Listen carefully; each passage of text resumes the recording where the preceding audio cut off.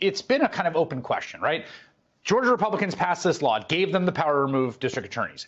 Would they use it to go along with the scheme to remove D.A. Willis? But there's also, as much as Trump wants him to, and obviously there's noise about it, there's also this other factor, which there is something different about the upper echelon of Georgia Republican officials. And it's not that they're necessarily different in principle or character. What is different is that they very much understand that they represent an emerging purple state. They understand that Donald Trump is a political albatross around their necks who just, in a cold, calculating sense, hurts their chances of winning majorities among swing voters.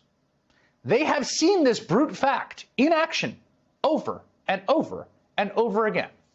In the state of Georgia, where there's currently a hand recount being done, Joe Biden is the apparent winner. Again, Joe Biden, the apparent winner in Georgia. NBC News now projects Raphael Warnock as the winner in the special Georgia Senate election tonight. NBC News now projecting that Jon Ossoff, the Democrat, will win the Senate runoff in the state of Georgia.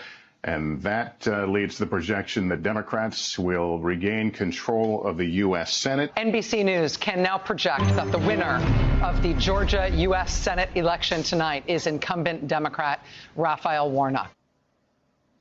And after these Georgia Republicans, like Governor Brian Kemp and Secretary of State Brad Raffensperger, refused to help Donald Trump pull off his coup in 2020, he did what he always does, right? The same thing we saw him braying about in those videos. He vowed vengeance and retribution.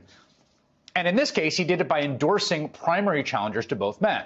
Former Georgia Senator David Perdue, the one who lost in 2020, in no small part because of Trump, he ran against incumbent Republican Governor Brian Kemp in the primary. He lost by a whopping comical 52 points. Look at that. That's like a Saddam Hussein in Iraq kind of election, okay? Former Georgia Congressman Jody Hice, who declined to run again a congressional safe seat so he could go and primary Secretary of State Brad Raffensperger, who was also a big enemy of Trump in Trump's view, lost by a still whopping, though less comical, 19 points. So people like Kemp and Raffensperger are in this unique position.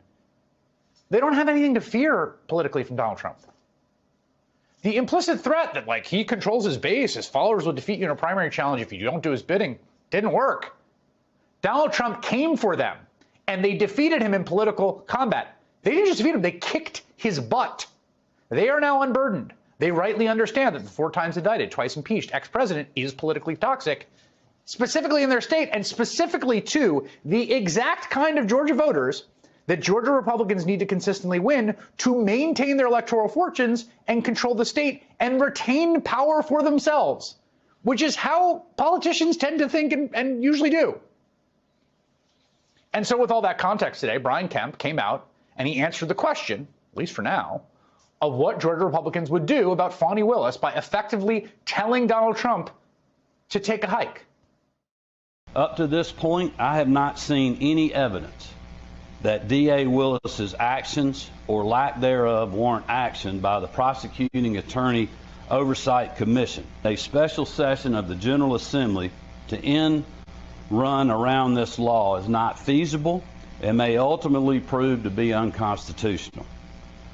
The bottom line is that in the state of Georgia, as long as I'm governor, we're going to follow the law and the Constitution, regardless of who it helps or harms politically. And in Georgia, we will not be engaging in political theater that only inflames the emotions of the moment.